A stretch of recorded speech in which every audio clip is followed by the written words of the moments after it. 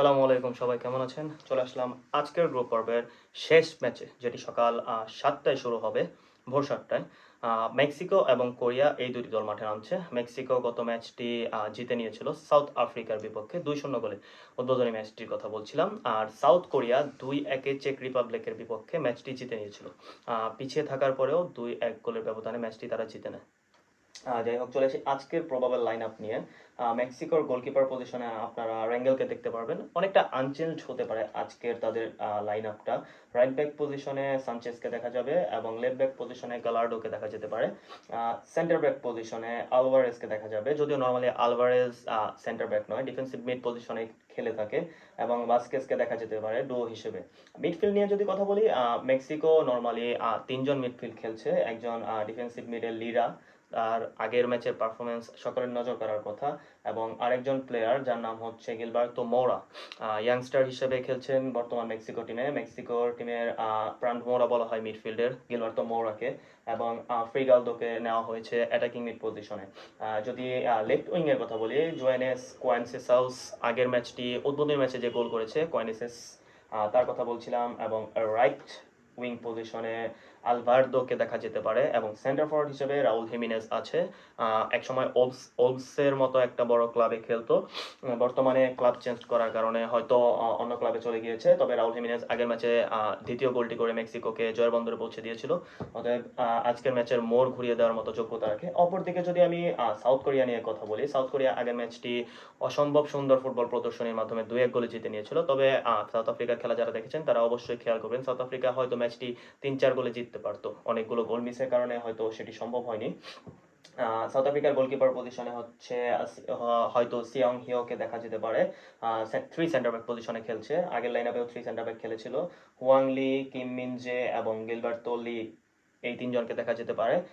Kim মিনজে Bayern মিউনিখের মতো একটি বড় ক্লাবের হয়ে খেলে। বড় ক্লাবে প্রতিনিধিত্ব করার ক্ষেত্রে অবশ্যই সাউথ কোরিয়া কিছুটা অ্যাডভান্টেজ পাবে এইখানে, যেহেতু তাদের সেন্টার ব্যাক বায়ার্ন মিউনিখের মতো একটা ক্লাবের হয়ে খেলে থাকে।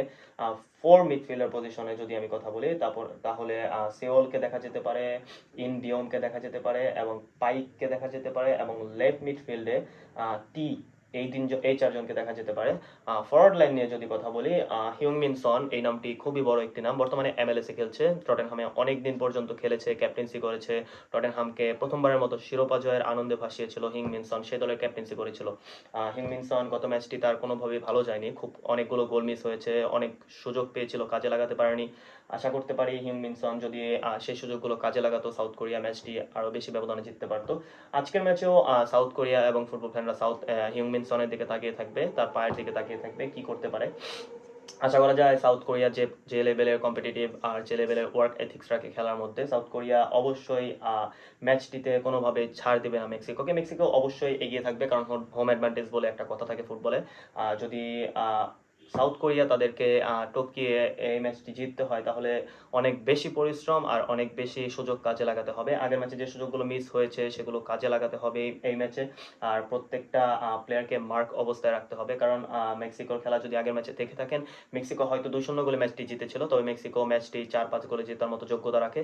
আজকের ম্যাচে মেক্সিকো তাদের সেরা ছন্দে যদি ফিরে আসতে পারে, সাউথ কোরিয়ার জন্য অনেকটা কষ্টকর হবে আজকের ম্যাচটি ড্র অথবা জিততে পারা।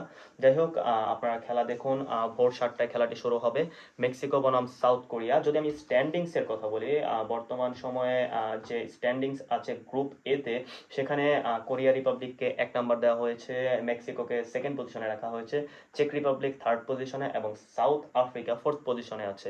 হয়তো গোল ব্যবধান সমান, হয়তো পয়েন্ট সমান হওয়ার পরেও গোলের কারণে এটা দেওয়া হয়েছে। এবং অপরদিকে যদি আমি হেড টু হেডের কথা বলি, মেক্সিকো এবং সাউথ কোরিয়া আজ ৮টি ম্যাচে ১৪টি ম্যাচে হেড টু হেড হয়েছিল এই পর্যন্ত, এই ওয়ার্ল্ড কাপ খেলার আগ পর্যন্ত। সেখানে ৮টি ম্যাচ মেক্সিকো জিতে নিয়েছে, ৪টিতে মেক্সিকো হেরেছে, এবং ২টি ম্যাচ ড্র হয়েছে। অর্থাৎ ৮টি ম্যাচ মেক্সিকো জিতেছে, ৪টি ম্যাচ সাউথ কোরিয়া জিতেছে, এবং ২টি ম্যাচ ড্র ছিল। সেই ক্ষেত্রে মেক্সিকো কিছুটা এগিয়ে থাকবে সাউথ কোরিয়ার থেকে।